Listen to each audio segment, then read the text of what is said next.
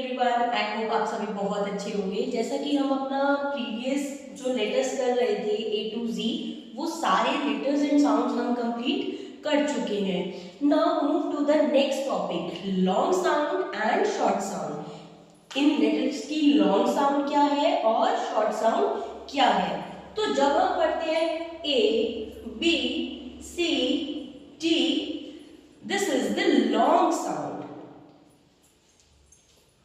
चलिए पहले कंप्लीट करते हैं with the long sound. A, B, C, D,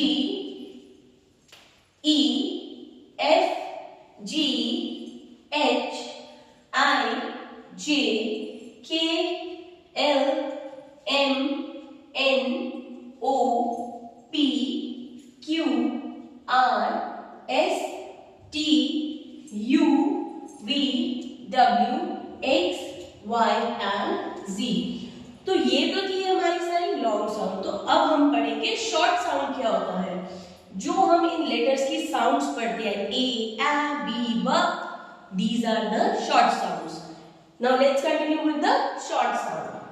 A, B, K, D, E, G, I,